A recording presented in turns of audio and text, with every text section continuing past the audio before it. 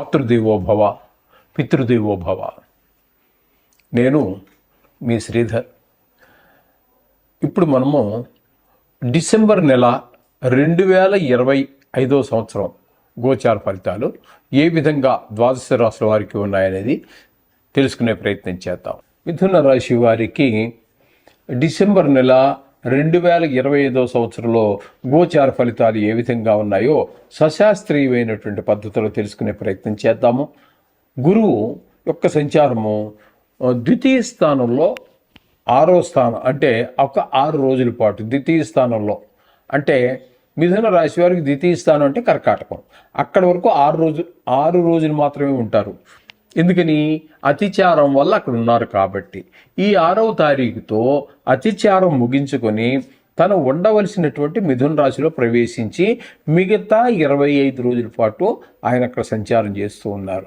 ఇక్కడ ఆయన ద్వితీయ స్థానంలో ఇచ్చేటటువంటి ఫలితాలు ఏమిటి, జన్మంలో ఇచ్చేటటువంటిది అంటే మిథున రాశిలో ఇచ్చేటటువంటి ఫలితం ఏంటని మనం తెలుసుకునే ప్రయత్నం చేద్దాము. ఇక్కడ మీకు ద్వితీయ స్థానం ముందుగా ద్వితీయ స్థానమే చెప్పుకోవాలి. ఎందుకంటే ఇక్కడి నుంచే, అంటే ద్వితీయ స్థానం నుంచే మిథునంలోకి వెళ్తున్నారు కాబట్టి ఈ 6 రోజులు కూడా మీకు ద్వితీయ స్థానంలో సంచారం చేసేటటువంటి ఈ గురువు చక్కటి ఫలితాలు, అంటే ధనానికి లోటు ఉండదు, మాట తీరు బాగుంటుంది, తెలివిగా మాట్లాడగలుగుతారు, సమయానికి తగినట్టుగా మాట్లాడగలుగుతారు. అలాగే కుటుంబంలో కూడా ఆహ్లాదకరమైన పరిస్థితి 6 రోజుల పాటు ఉంటుంది. తదుపరి వెనక్కి తను ఉండవలసినటువంటి మిథునంలో ప్రవేశించాక అక్కడ మీరు ఆ 25 రోజులు జన్మంలో గురువు యోగించజాలడు. గోచార రీత్యా, జాతక రీత్యా కాదండి, గుర్తుపెట్టుకోండి. జాతకం ఈజ్ డిఫరెంట్, గోచారం ట్రాన్సిట్ అంటాం ఇది డిఫరెంట్. ఇక్కడ యోగించింది అక్కడ యోగించాలని లేదు, అక్కడ యోగించింది ఇక్కడ యోగించాలని లేదు, దానిదే ఉంటుంది. ఇక్కడ గురువు మీకు జన్మల్లో ఉన్నప్పుడు ఆయన యోగించజాలడు. తద్వారా ఏమవుతుంది అన్నట్టయితే కొంచెం చెడు ఆలోచనలు, చెడు ప్రవర్తన, ఏ పని చేసినా సరే దాని మీద ఎక్కువగా నెగిటివ్ ఫలితాలే రావటము, అంటే వ్యతిరేకమైన మీరు మంచి హృదయంతో చేసినా కూడా అని వ్యతిరేకమైన ఫలితాలన్నీ కూడా ఏర్పడటం, ఇవన్నీ ఏర్పడుతూ మనకి వస్తూ ఉంటాయి. ఇక్కడ జన్మంలో గురు సంచారం 25 రోజులు. ఓకే, ఇక తృతీయ స్థానంలో కేతుగ్రహ సంచారం. తృతీయ స్థానంలో కేతుగ్రహ సంచారం మాత్రం చాలా చక్కటి ఫలితాలన్నీ కూడా మనకి ఏర్పడుతూ ఉంటుంది. ఏర్పరుస్తాడు ఆయన.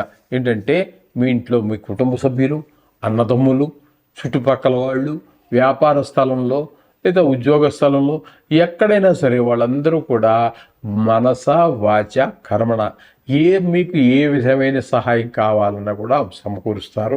ఇంకా కాకుండా మీకు ముక్కు మొహం తెలియనటువంటి వారు కూడా కొన్ని సందర్భాలలో మనకు సహాయ సహకారాలు అందిస్తారు.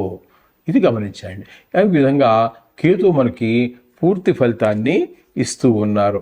అలాగే ఇంకా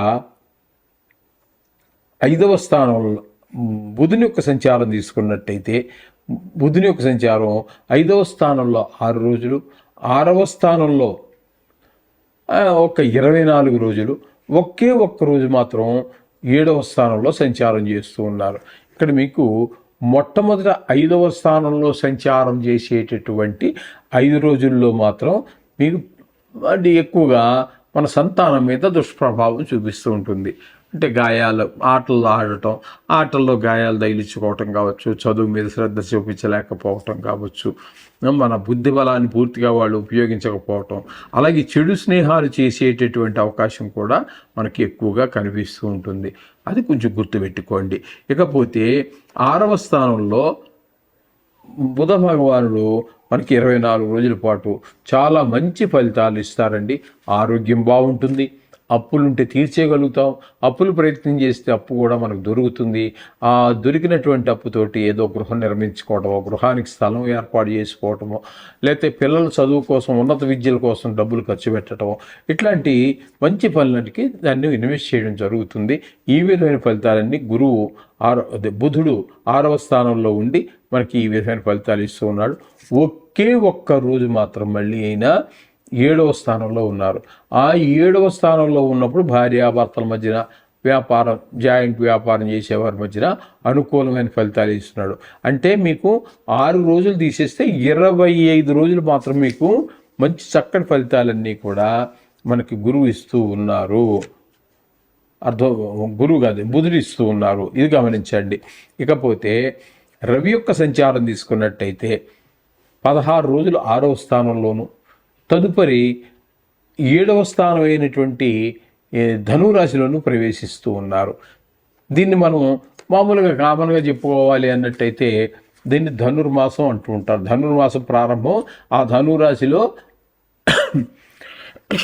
అంటే 17వ తారీఖు డిసెంబర్ నెల నుంచి మీకు ధనుర్మాసం ప్రారంభమవుతుంది. దాని గురించి మళ్ళీ ప్రత్యేకమైన వీడియో చేసుకుందాం. ఓకే, ఇక్కడ 6-7 స్థానాలలో రవి యొక్క సంచారం జరుగుతోంది. ఈ రవి యొక్క సంచారం మొదటి 6 రోజులు అంటే వృశ్చికంలో ఉన్నటువంటి 6 రోజులు కూడా ఆయన మీకు మంచి ఆరోగ్యాన్ని ఇస్తాడు. మంచి మీరు డబ్బులకు ఎవరికైనా బాకీ ఉన్నట్టయితే తీర్చేయగలుగుతారు.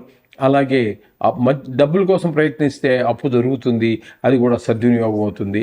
ఈ విధమైన ఫలితాలన్నీ కేవలం పాక్షికంగా అంటే 16 రోజులట్టు 15 రోజులట్టు మీకు రవి భగవాన్ యొక్క అనుగ్రహం లభిస్తుంది.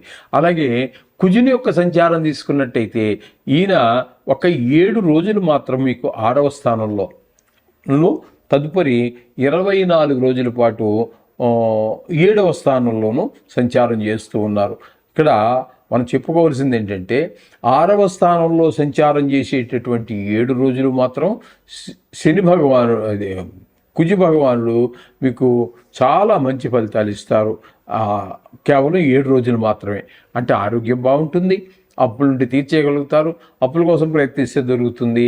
మీరు ఏ ఉద్దేశంతో అప్పు తీసుకుంటున్నారో ఆ ఉద్దేశం కూడా పూర్తిగా నెరవేరుతుంది, అందులో ఎటువంటి సందేహం లేదు. తదుపరి 7 రోజుల తర్వాత ఆయన 7వ స్థానమైనటువంటి ధనురాశిలో ప్రవేశిస్తూ ఉన్నారు. ఆ ధనురాశిలో ప్రవేశించి అక్కడ 24 రోజులు ఉన్నారు. అక్కడ ఆ 24 రోజులు కొంచెం ఇబ్బందికరమైనటువంటి పరిస్థితులే ఉంటాయి. అంటే భార్యాభర్తల మధ్యన కొంచెం కీచులాటలు, లేకపోతే అభిప్రాయ భేదాలు, అలాగే ఇక జాయింట్ వ్యాపారం చేసేవారి మధ్యన కొన్ని ఆలోచన ధోరణి కొంచెం వేరుగా ఉండటం, ఇట్లాంటివన్నీ ఉంటూ ఉంటాయి. ఈ విధమైన ఫలితాలన్నీ కూడా కుజ భగవానుడు ఇస్తూ ఉన్నారు. అంటే 7 రోజులు మాత్రమే మీకు అనుకూలుడు. శుక్ర భగవానుడి యొక్క సంచారం కూడా ఈ వృశ్చిక ధనురాశుల్లోనే జరుగుతోంది. ఈ వృశ్చిక రాశిలో 20వ తారీఖు వరకు, అంటే 6వ తారీఖు వరకు, తదుపరి 11 రోజులు 7వ స్థానంలో సంచారం చేస్తున్నారు. ఇక్కడ మీకు చెప్పుకోవాల్సినటువంటి విషయం ఏంటంటే 6వ స్థానంలో కానీ 7వ స్థానంలో కానీ శుక్ర భగవానుడు ఏమాత్రమో అనుకూలుడు కాదు. తద్వారా మీకు ఏమవుతుంది అన్నట్టయితే ఈ టీవీ రంగంలో ఉన్నవారికి, సినిమా రంగంలో ఉన్నవారికి, ఈ మీడియా సోషల్ మీడియాలో ఉన్నవారికి, అలాగే షేర్ మార్కెట్లో పెట్టుబడి పెట్టేటటువంటి వారికి అనుకూలము కాదు. శుక్రుడు అనుకూలుడు కాదు. ఒకవేళ షేర్ మార్కెట్లో మొండిగా ప్రవర్తిస్తే నష్టాలు వచ్చేటటువంటి వ్యవహారం కూడా మనకి గోచరిస్తూ ఉన్నదండి. ఈ విధమైన ఫలితాలన్నీ ఇక్కడ మనకు చెప్పుకోవచ్చు. ఇకపోతే భాగ్యస్థానంలో రాహుగ్రహ సంచారం జరుగుతోంది. రాహుగ్రహ సంచారం వల్ల తండ్రి గారి ఆరోగ్య విషయంలో కొంచెం ఇబ్బంది పడేటటువంటి, వారు ఇబ్బంది పడడం, మన ఇబ్బంది పెట్టడం లాంటి పరిస్థితులు ఉంటాయి. అలాగే దానాలు ధర్మాలు ఇవన్నీ కూడా గుళ్ళకి వెళ్ళాలి, గోపురాలకు వెళ్ళడానికి ఏమీ అవన్నీ సహకరించజాలడు. మనం వెళ్ళినప్పటికీ కూడా మనసు లగ్నం కాదు. ఈ విధమైన పరిస్థితులన్నీ ఎక్కడికో వెళ్ళాలనుకున్నాము, ఆ దారిలో ఏదో మన కారు ఇబ్బంది పెట్టడం, అక్కడ కొంత వెళ్ళేటప్పటికే కొంత మనకి చాలా ట్రబుల్ అవటం దారిలో కదండి. మన ఇంటి దగ్గర అయితే రిపేర్ వచ్చినా, మరొకటి వచ్చినా చూసుకోవచ్చు. దారిలో ఇబ్బంది పెడితే కూడా కొంచెం కష్టం. ఇలాంటి పరిస్థితులన్నీ ఉంటాయి. బండి కూడా జాగ్రత్తగా చూసుకుని వెళ్ళండి. ప్రయాణాల్లో కూడా కొంచెం జాగ్రత్తగానే డ్రైవింగ్ చేయటం అనేది ఒక సూచన. ఇకపోతే దశమస్థానంలో శని యొక్క సంచారం. దశమస్థానంలో శని యొక్క సంచారం కనుక తీసుకున్నట్టయితే తప్పకుండా ఈయన వృత్తిపరమైన, అది మీరు ప్రైవేట్ ఉద్యోగం కావచ్చు, గవర్నమెంట్ ఉద్యోగం కావచ్చు, సొంత వ్యాపారం కావచ్చు, ఏదేమైనప్పటికీ కూడా వృత్తిలో ఏదో ఒక ఆటంకం ఏర్పడే అవకాశం ఉంటుంది. ఈ విధమైన పరిస్థితులన్నీ కూడా శని భగవానుడు కనిపిస్తూ ఉన్నాడు. ఈ విధమైన ఫలితాలన్నీ మొత్తంగా మనం చెప్పుకోవాలి అన్నట్టయితే ఈ మిథున రాశి వారికి గురువు ఒక 6 రోజుల పాటు యోగకారకంగా ఉన్నాడు. కేతువు పూర్తి అనుకూలుడు ఈ మాసం అంతా కూడా. అలాగే బుధుడు కూడా పూర్తి అనుకూలుడే. ఈ విధంగా 2 గ్రహాల అనుకూలత. గురుగ్రహం ఏమో కొద్దిగా ఒక 6 రోజుల పాటు మీకు అనుకూలత ఉన్నది. మిగతా రోజులన్నీ కూడా, మిగతా గ్రహాలన్నీ కూడా మీకు ప్రతికూలత ఉన్నది. కాబట్టి తప్పకుండా ఈ నవగ్రహాలకు సంబంధించినటువంటి మంత్రాలని మీరు చదువుకోవచ్చు. లేదా గుళ్ళకి గోపురానికి వెళ్తే అక్కడ కూడా నవగ్రహాలు ఉండొచ్చు, లేకపోవచ్చు. అయినా సరే దేవుడి సన్నిధానంలో ఒకసారి వాటిని కూడా తలుచుకోవటం అనేటటువంటిది సూచన. ఈ విధంగా చేయటం వల్ల చాలా శుభ ఫలితాలన్నీ వస్తూ ఉంటాయి. శుభం.